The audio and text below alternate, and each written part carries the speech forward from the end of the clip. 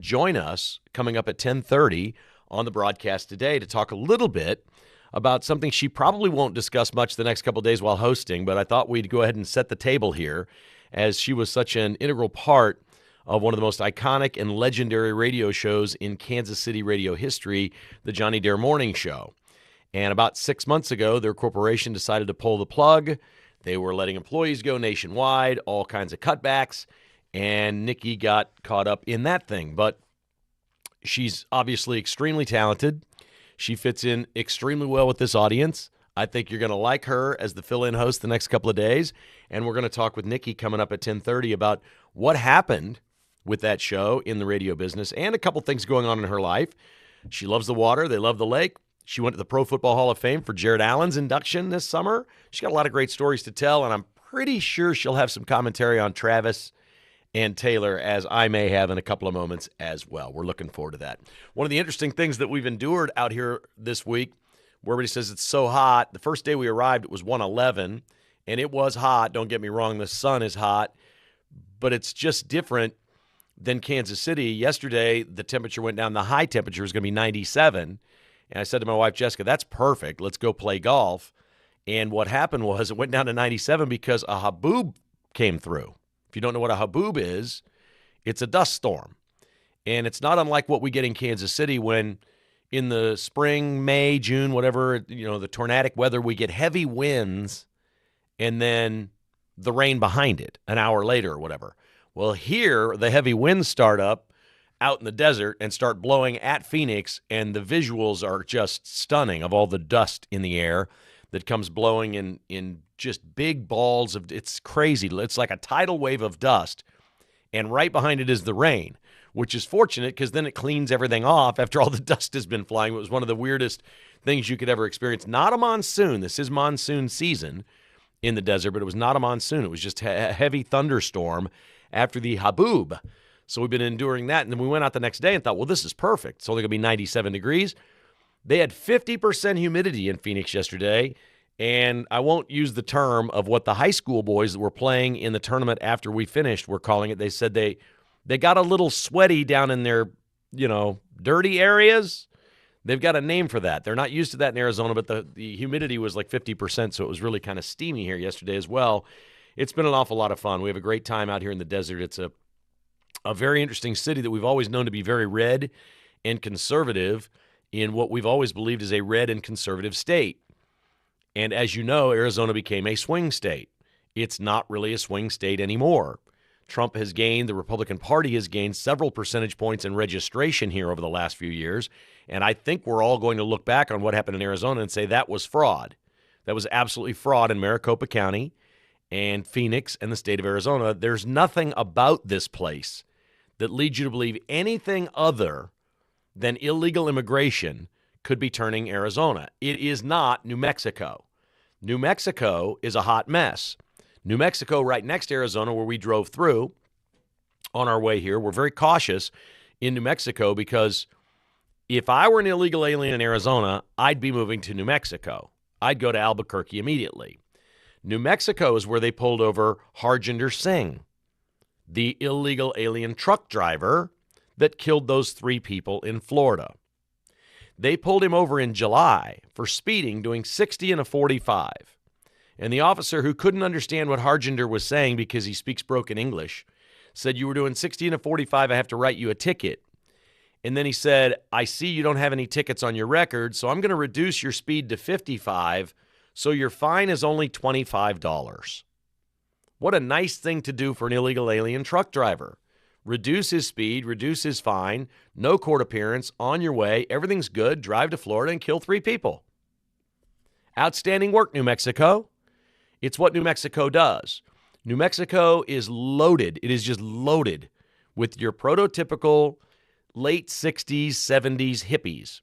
Many of them are in their 80s, but there's a whole generation of their children and children's children that have been raised the same way. It is absolutely hippieville. But it's completely different than Arizona. When Arizona voted Democrat, we were very, very surprised this happened, and it just didn't pass the smell test to us at all. And everywhere we go out here, there's 45, 47 on pickup trucks. There's flags flying. Arizona's good. I just on the ground in Arizona, we're good going forward. I'm pretty sure we're good going forward in Arizona. We've had a nice week, and we're looking forward to hitting up a couple of national parks. So it was disturbing that New Mexico had this illegal alien and could have just simply run it and said, okay, he's illegal, let's take him in. But they're a blue state, and they don't do that, and they let him go, and then we saw what happened. More and more, we're seeing blind spots in our laws or in our states that are allowing things to happen. And for the life of me, I don't know how you can be a Democrat and look yourself in the mirror and say these policies are working and they're benefiting America. If you issue a driver's license in California to an illegal alien, you catch them speeding in a semi-truck on a surface street. This is not, out on I-40 or something. This is a surface street. He's going 15 miles an hour over with a loaded truck, which is a weapon in and of itself, very hard to stop. You pull him over. He's done that. Oh, we're a blue state. We're just going to let the illegal alien go. And then something bad happens, and it's more sickening than anything else. Okay, I got a little clip here to play for you. This is I know today's show, I listened to a lot of Monday in the Morning this morning, and I'm on board with all this. I think a lot of the woke nonsense is dying. We've seen Cracker Barrel. These things that are happening are quickly getting resolved, and we're in a better place than we were. But there's a local thing happening that I do not understand. And I've known for the last few years, Gene Taylor's the athletic director at Kansas State. And I've tried very hard to get him to embrace the name Farmageddon for the football game against Iowa State and contact John Deere or Farm Bureau Insurance or somebody like that and get a sponsor trophy and have them pay money for their title on the game, the Farm Bureau Farmageddon game, whatever, and have a really cool trophy, something like that.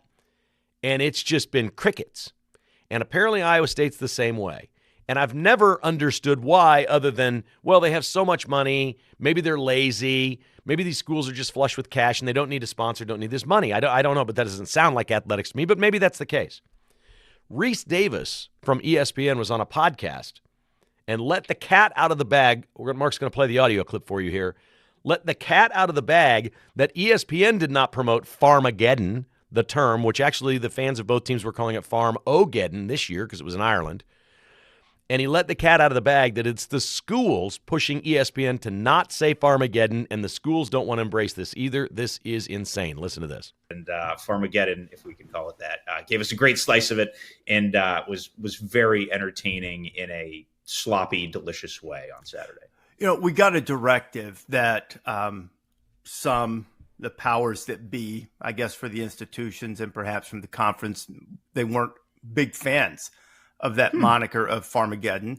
And I don't really understand why, because when something that's not a rivalry historically that's at the forefront of the college football consciousness, and you have a really cool name like that, it's not meant in a derisive way. It's a fun way, because you just mentioned that's in their DNA. It's part of their charter. It's what and they've done wonderful and magnificent things in that field, and it becomes a fun way to identify the game.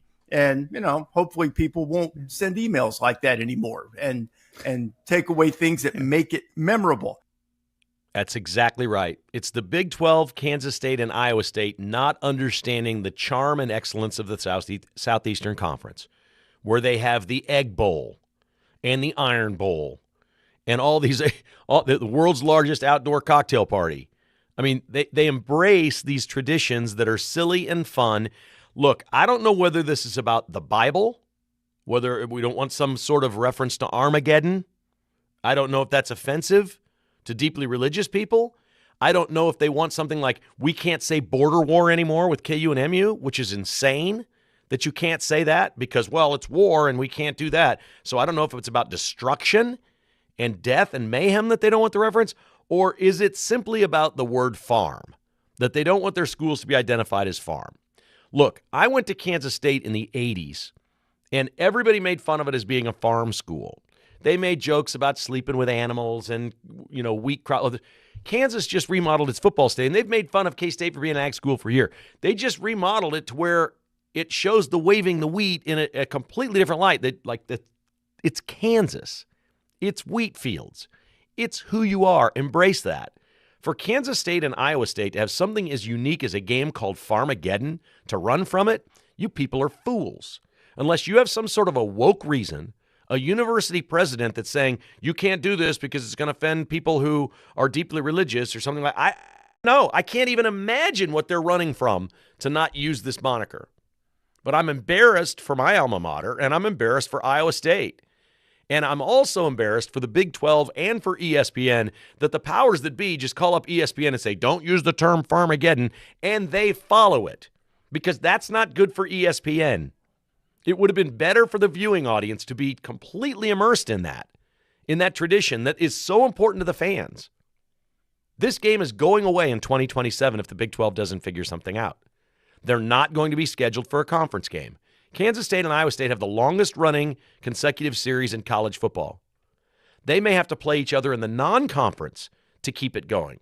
But for crying out loud, at least tell us why you don't want Farmageddon to be there.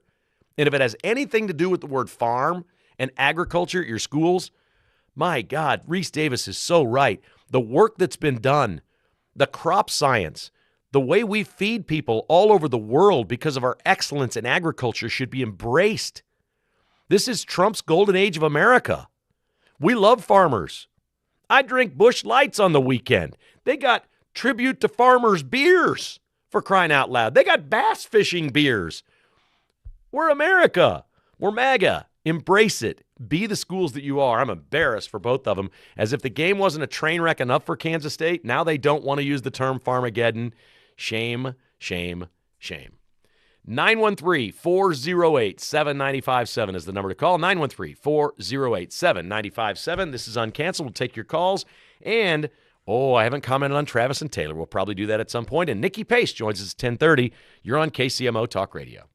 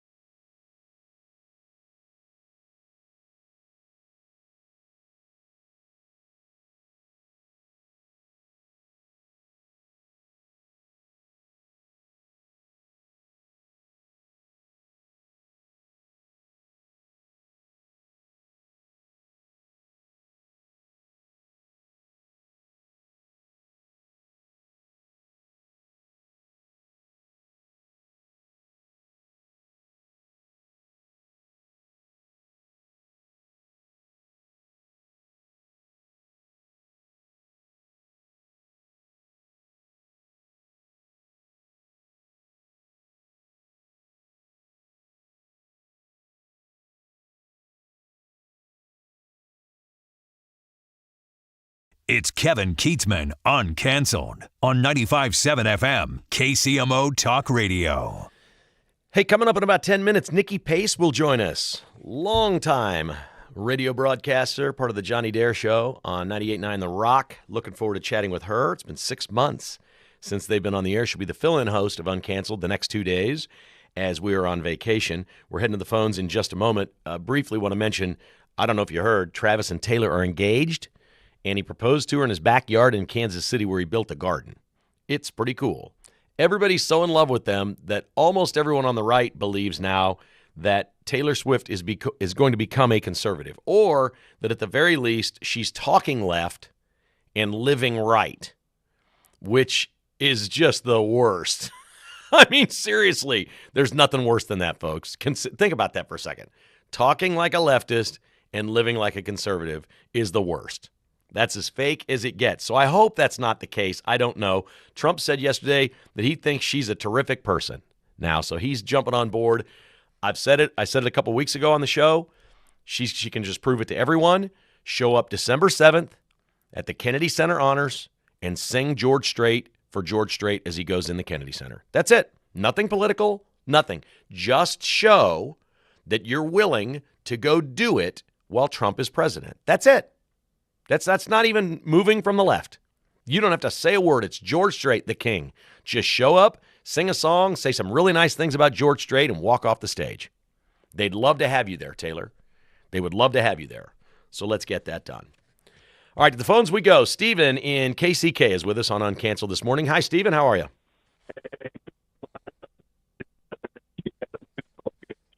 In San Francisco, perhaps, but I was going to talk about Farmageddon. These preseason classics, I think it's just sort of like you have to go along with whatever they want. I remember KU played Notre Dame in one of these deals, and it was just a mess. We had to play in New Jersey in August, and it was terrible, terrible weather. I think K-State made out better than that. If you can play another ranked team, I don't think it's going to hurt K-State at all, other than losing half a game from the Big 12 standings. That's the only thing I would say. I would say don't play a conference opponent in the preseason classic. But it's the Farmageddon is going to be there forever. It's like they tried to make it the border showdown. It's not the border showdown. No one ever calls it that. It's the border war. So it'll go on. It's been around for 110 years. I don't understand. This sounds like a trivial thing. I know we talk about very serious things on the show. This isn't trivial. These things are all going away and getting better. Is sports going to be the last thing to come around? Well, I mean, let's bring back border war, for God's sake. Why isn't the KU and MU are playing next week? It's the border war. Let's get over it. Well, let's. There was a war. There was a war on our border. There was a war. There literally was a war fought on our border. Some of us with long memories remember Lamar Hunt wanted to get rid of the tomahawk chop. So Clark Hunt. So let's. I mean, there's a lot of that stuff. The cheerleaders in Minnesota. There's a lot of stuff that's still running around the NFL that I got problems with. I don't think Clark Hunt would ever get rid of the tomahawk chant now, but he wants to. If given his preferences, he would like. They got rid of the band. They got rid of. They have woke tendencies. The Chiefs have. Let's just put it out there. God love them, but they have woke. They have sort of woke. They really don't. Tendencies. They couldn't be more conservative. I'll disagree with you there. They are sensitive to things they think can get them in trouble. And I think that era is dying off. I think we've survived that. Colin Kaepernick is the only person I can think of that is genuinely canceled. Spike Lee was doing a documentary on Colin Kaepernick, and ESPN pulled the plug on it 10 months ago. When Trump won the election, they pulled the plug on the Colin Kaepernick documentary. It's not going to happen. Spike Lee's got nothing to do. He was doing this documentary. Nobody wants to watch a Colin Kaepernick documentary. This is... The annals of history it's going to be bad. The George Floyd thing is not going to be remembered in a proper way. Everybody's going to understand the whole thing was a ruse. Pete talked about this earlier today. We did all these things to these police departments because of George Floyd. It's awful. We blew it. All right, we blew it. We allowed those people to dominate all of our thoughts, all of our words. It's over. Be who you are, embrace it. We had a war on this border. Kansas and Missouri, they play a football game. It's the border war. It's okay to call it that. Everybody knows it's not a real war. It's not cannons. There's nobody shooting each other. It's a football game. But embrace that and embrace Farmageddon. I can't think of one reason why those schools wouldn't want that game to be called Farmageddon. Ridiculous. Are getting better. No one would pick up the Colin Kaepernick documentary either. That's another thing. No one would pick it up after ESPN Right. dropped it. So I mean It's over. I just think that they've institutionalized wokeism, and it's going to take a while for it to stamp out, even at the NFL level. I mean, I don't know why we have male cheerleaders with pom-poms in Minnesota. I mean, you have to respect your marketplace. We used to call them yell leaders, and thanks for the call, Stephen. We used to call them yell leaders. That would probably be okay with most people. The Chiefs have had yell leaders. 13 different teams have had male cheerleaders of some sort, but not like these two dudes. Well, they're not dudes. These two people in Minnesota. That's a whole different look. There's no question about that. No doubt. All right, Nikki Pace is going to join us next. For so many years, she was part of a lot of people's drive to work or your morning with the Johnny Dare morning show on 98.9 The Rock, and that show got taken apart 6 months ago. She's back talking with us next on Uncanceled.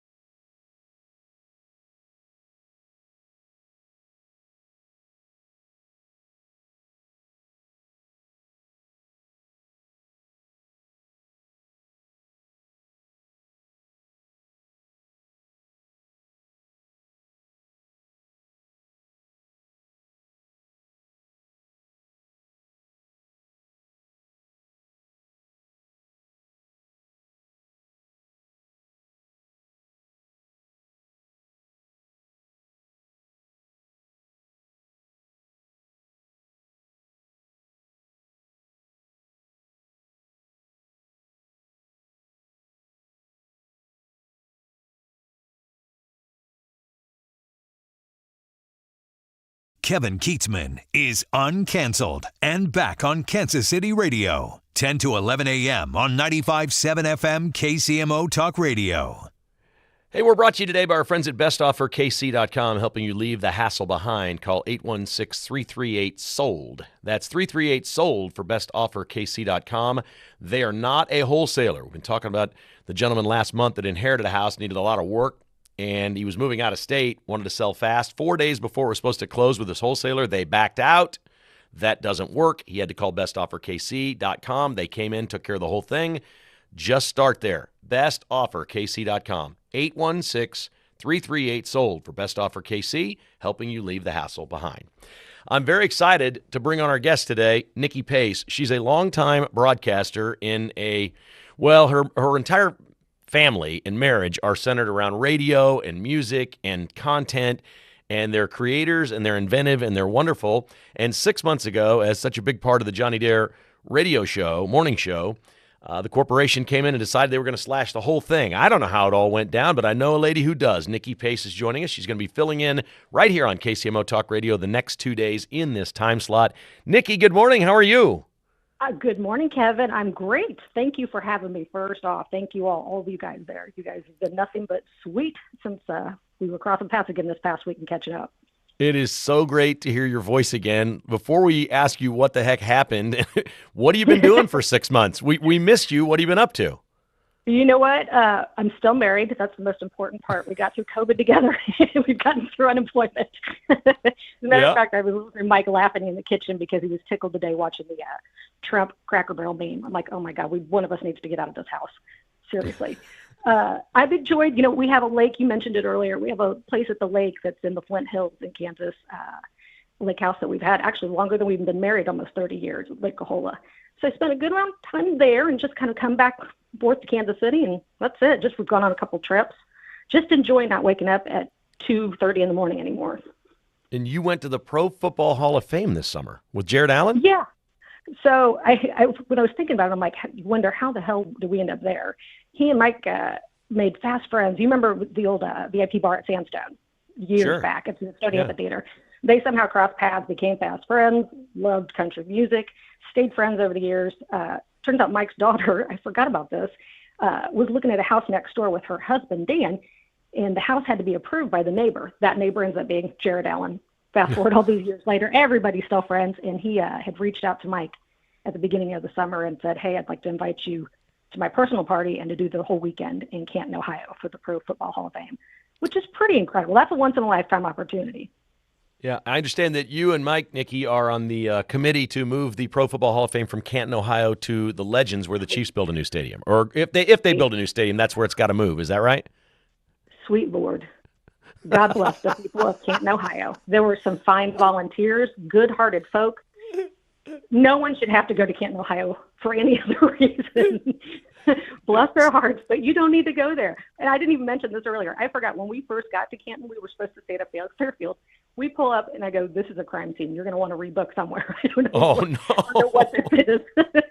there was seriously, the place was taped with caution tape and duct tape. It was a bad deal. But lovely people, though, lovely folk. However, I'd love to steal that from them. Come to the Legends. And Jared Allen is a lovely dude, too. He's an awesome guy. So his wife and his daughters, absolutely. Yeah. So what happened with the radio show? You literally, did you have any heads up? Did you know anything was going on? Or did they come in and say, hey, tomorrow's your last day, that's that? What the heck happened here with the Johnny Dare Morning Show? So I had been there 10 years for me, and about 2 weeks before, we'd kind of heard rumblings that the company was talking about making layoffs, cutting here, cutting there, shutting off things. We thought, okay, we'll just, let's not be blindsided. Anything's possible. Sure it is. And so you fast forward to March 7th, and that morning, it was about 9:45 in the morning. We'd just gone into break, had 15 minutes left, and I went to go walk down the hall. And when you see certain people, the joke is you always see some chick from HR nobody ever sees. You're like, God damn, she's walking this way. That's what happens, people. I can tell you for my first time of losing a job, that's what happens. But they came in and they talked to us and basically just explained, they were making cuts.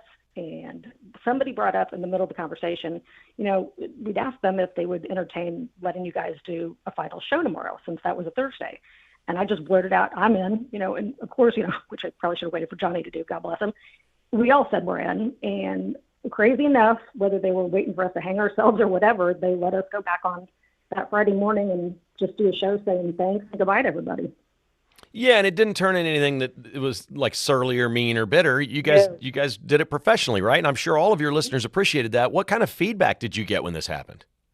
You know what, even oddly from people you would never guess, they said, you know what, that was actually a really great show. It was respectful. It was exactly the way it should have been handled. You know, nobody's going to talk about anything silly. We've had so many great moments there, and so many friendships have been made through that, you know, that show and that station. And it was nothing but positive feedback. Of course, people are mad of the change. That's a whole other story. Nothing you can do about that. But we've got completely 100%, as far as I'm concerned, good response about the way it was handled. So it's such an interesting situation. Johnny's a remarkable talent. There's no question. I mean, he's just a remarkable talent and an icon and a legend in Kansas City broadcasting. I don't know. You don't know. We don't know if he's going to work again or what he's going to do. But there's an awful lot of talent just sitting there. I mean, everybody just got popped at once. You were all just in the same room and all found out together? Yeah, we were. And it was, I have to say, the boss that we love, Bob, was just as stunned as we were in the moment. God bless him. Again, we all stay in touch with each other still to this day. It was a surprise to everyone, but everybody just kind of went, okay, let's, get yourself together. Let's do this. We have one opportunity, and everybody took it. And I have to give the company one prop for the fact that they did let all of us come back whenever we wanted to the following week to get stuff out of our office. But I actually thought, I'm like, you probably just want us to clean that thing because it looked like a perverted swap meet. Our office was so disgusting. After 30 years, you can't imagine what was in that thing. Yeah. They did clean it though. But they were good about letting us come back and grab anything that we had forgotten, obviously, in the chaos of leaving. And you all remain friends. You mentioned to me earlier today that Johnny came to your birthday party?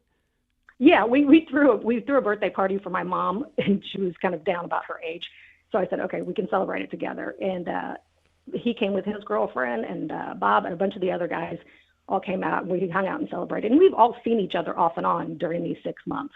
No matter what happened there, it's nothing to do with us. We'll always remain friends, whether we get to work together or not. We're always going to absolutely remain friends and family.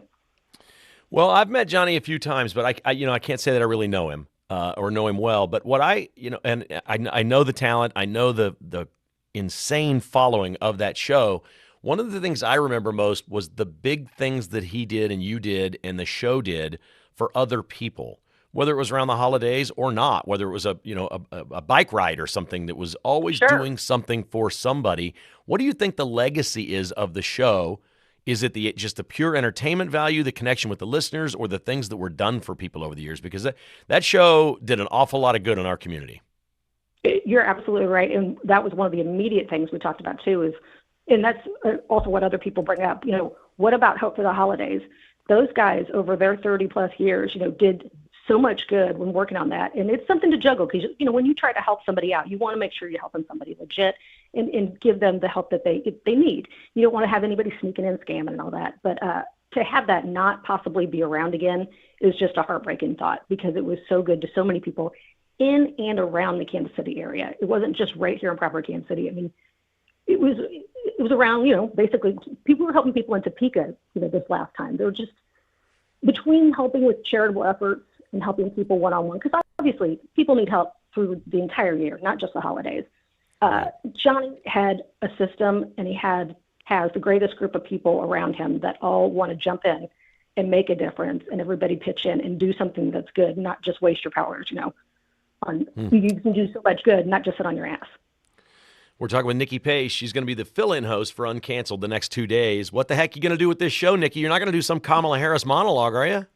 No, I was going to do a Tucker Carlson montage in honor. Oh, good. That was going to be my gift to you, though. Whatever it takes. You know what? In total honesty, we've talked. I love just laughing, and I love Kansas City. It's going to be a combination of any and all that. I will make sure to touch on the loophole with Missouri child brides. We will cover that. We will also cover MUFON coming to Belton, Missouri this weekend for you UFO fans. And, of course, Taylor Swift. That's another thing. We can't run away from Taylor. She's here. Do you just flat love this, or is it too much? You know what? When they first got together, I thought, this is such a weird combination. It totally makes sense to me. Like, I love this for both of them. I think it's great. And they both seem like genuinely good people. And I can tell you, because as you mentioned before, Mike had worked in country music for 700 years. We got to watch her start in country music and travel with her mom, and she came out to tie the two together. Jared Allen actually is looking for a picture that was taken of him and Taylor Swift from 20 some odd years ago from one of her visits to Kansas City, because he's such a huge fan of Taylor Swift, now with his daughters as well. But she has been nothing but kind and generous. And how do you not cheer for somebody like that? I know it's an overload with the media, but you got to root for that. Especially, Travis Kelce's incredible too. Yeah, they seem to have their way with dealing with it. And I was really impressed this offseason. They disappeared for like 3 weeks to some island somewhere, and nobody knew where they were. And then after they were done, they posted a couple pictures on social media from their vacation. I've always believed, when Tiger Woods was just like the most famous person on the planet, he remained very private. We look back at all the things that he did and nobody knew about it. The flip side at that time was a singer named Britney Spears, that everything was out in the open. I've always maintained that if you have the wherewithal that these two have, if they want to get away, be private, and not be in the limelight, you can do that. They seem to handle that really well. Yeah, and I think it helps with the group around them that their friends and family are, legit and have their best interest in mind. They're going to help you try to get that game plan taken care of too. I'm with you. I think they're both so level-headed about it. All right. This is out of my area of expertise. I will ask you just your opinion. How long until Taylor Swift is pregnant? Ooh, that's a good question. I'm saying within the year. Yeah. I'm going with the year. Well, first of all, we don't know when they're getting married. We don't have a wedding date yet, right? We don't know that. If I found out in a week that they've been married for already 9 months, I wouldn't be surprised either. Nothing would surprise me, because they're so good about sneaking around. You got to give them credit. I'm like, she may already be pregnant. Who knows? Whatever the case is, I'm rooting. I don't think he asks, and I don't think she says yes if they hadn't already discussed it. I think they know exactly what their plan is for kids. And Travis said he wants to stay around football, but doesn't want a full-time job because he wants to focus on his family. And I think when he said that about 10 days ago, he had just proposed to her, and what he was talking about was being around his kids. I think they're ready to go. I think that's going to be something to see. Right. Why would you not cheer that on? Right. We'll finally have a royal baby in America. This is like we got our own royal family. Oh my God! We were only going to have Honey Boo Boo in that clan for a while. Now we finally have something legit, something so much better than Mama June. That's awesome, Nikki. It is great catching up with you. I'm so happy you're in the next 2 days, and I can't thank you enough for agreeing to fill in, make anything you want of the show. It really is just kind of a hodgepodge of whatever you like. It's all good, and we really appreciate you doing it. I know the guys that you know them well, and you're going to have a great time. Have some fun with it, okay? Thank you, and have a terrific, safe vacation. Thank you so much. Thank you. That's Nikki Pace, longtime legendary Kansas City broadcaster in radio, big part of the Johnny Dare Morning Show. She'll be hosting Uncanceled the next 2 days right here on KCMO Talk Radio. Okay, when we come back, we're going to check in with Mark. You won't believe what a Texas Tech quarterback has done with his NIL money. He got a bunch of money. Wait till you hear how he spent it. Next on KCMO.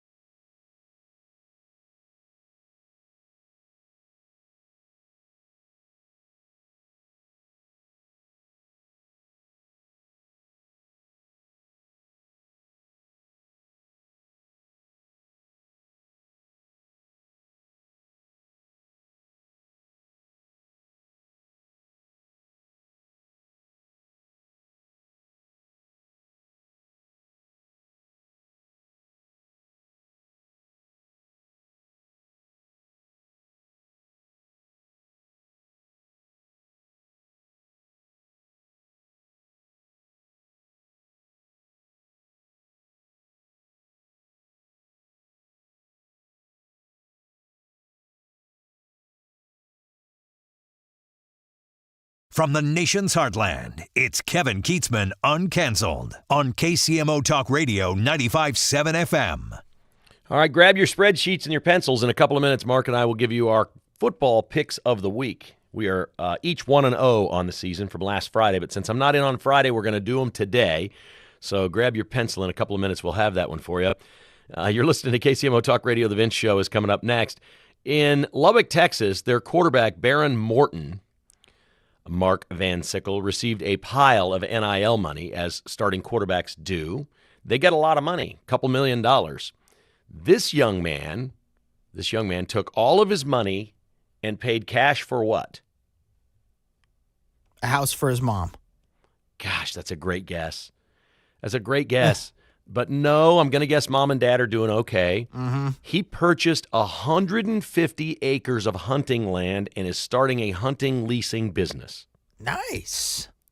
Now, come on, that's fantastic. That's pretty sweet. He's like, I don't know if I'm ever going to get money playing football. I'm getting paid here. His dream was to own hunting land and have an operation where he leases the land to hunters, and he purchased 150 acres with cash. And that's down in Texas, I assume? Yeah, I assumed. I didn't see. Yeah, I mean, West Texas is fertile. There's all kinds of places in Texas to hunt. I just think that's, man, I love the great stories, these NIL great stories that are coming out. There's some bad ones. You know, guys are blowing their money on cars and stupid things like that. But let me ask you this, Mark. What do you think about Chipotle? They've offered free cards for 1 year, good for any day you want to come eat at Chipotle, for all the football players, the student athletes at Florida, Georgia, and Ohio State. But only those three schools. Shouldn't students at other schools boycott Chipotle for that? Yeah, it is a little odd unless they have a special agreement. Maybe they have a Chipotle on those campuses or something like that. I'll have to look into that. But I like that deal for those schools. Well, it's not for the students. It's just for the student athletes. Yeah. So, yeah, like the football players at Florida and Georgia and Ohio State need free Chipotle. I hear that's where a lot of the kids go these days. Yeah, I love Chipotle. I've got no issue there. I thought that was an odd thing that they didn't do it either nationally or like an entire conference or something like that. It seemed a little random that it was those three schools. So that was odd to me. Okay, how about this? Let's do our picks, and then I'll ask you about the Royals, okay? We were each 1-0 last week. We're going to offer up one. Mark does the college football show Saturday mornings at 7, the pro football show on Sundays as well, right here on KCMO Talk Radio. And we're going to try to hit. We had a listener hit the parlay of our two picks last week. You think he's going to double up this week? He might try to double up. He put 25 on our two picks and won, I think it was $118. All right. Okay, I'll let you go first because yours is much better thought out than mine. All right. I'm taking, so LSU at Clemson is the headline game Saturday night on ABC, 6:30 kickoff. I've got Clemson winning that game. They're the home team. They're a 2.5-point favorite at home over LSU. LSU cannot win their home opener. Brian Kelly has been terrible in that spot since he's taken over that job. I don't think they're going to win this one on the road at Clemson. I got Clemson minus 2.5. All right, I'm going to take Ohio State minus 1.5 against Texas, and I'm not going to sit here and tell you I know everything about the rosters of these two teams, but what I know is this: Texas will disappoint you every time you think they're going to be great.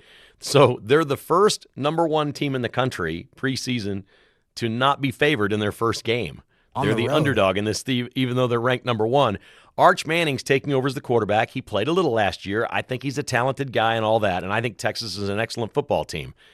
I just don't see it, man. They're going out on the road. They got to go try to win this game. I mean, Ohio State has the pedigree, and there is a feeling right now in college football, there is a feeling that the Big Ten is better than the SEC. A lot of people don't want to say that or admit it, but they've had scoreboard the last few years, and I think Ohio State takes pride in that, and I think they're going to play rock-solid football and beat Texas. Nice. I like that. I mean, I can just give you the reason is Texas didn't do a whole lot of damage in the Big 12. I don't know how they're going to go into the SEC and own that league. You know what I mean? Yeah, it makes sense. Texas always disappoints. Did the Royals keep their season alive with a miracle last night, Mark? Yes, they did. I thought they were cooked going into the 8th inning down 4-0. They couldn't score. They couldn't hit. And then all of a sudden, out of nowhere, 5 runs. I think that saved their season. I mean, they were done. Were you not feeling in the 8th inning down 4-0 at lowly Chicago, nobody in the seats, no life to the game. They only had 2 hits in the game before. Were you not thinking the Royals are about to have their season end with a sweep at the hands of the White Sox? And not scoring any runs last night would have just been devastating, back-to-back nights. But they came through. They surprised me. They really did. I didn't think they were going to do it. I don't know how they did it, but they did, and we'll take that. We like that. So, look, I don't think they're going to make it. I still don't. The team's ahead of them. Seattle's playing better. Those teams are winning. I don't think the Royals can catch. I think the hope here is not can the Royals go qualify for the wild card. It's will one of the other three teams puke all over themselves and give it away. Don't you think that's the better chance? Yeah, and there's a big series in the middle of September. Seattle's coming to town, so that's going to be a huge series. And I think at that point, after that series, we will know much more about who's going to be in, who's going to be out. And the Royals got a little unlucky last week. The Red Sox won 3 games in a row against the Yankees before the Yankees won one. We needed the Yankees to sweep that series. They were at home against the Red Sox. We needed that to go the other way around, and it didn't. So the Royals haven't gotten that help yet. But we'll keep our eye on it and see what happens. Should be fun. All right, there's your picks, folks. Ohio State -1.5 and Clemson -2.5. Mark them down. We'll see how things go this weekend on those picks. Nikki Pace, if you're listening, have fun. She's in tomorrow and Friday on Uncanceled. She's going to do a great job. We're thrilled to have her in. We hope you enjoy the shows. We're taking a couple of days off. We'll chat with you back on Tuesday right here on KCMO Talk Radio's Uncanceled.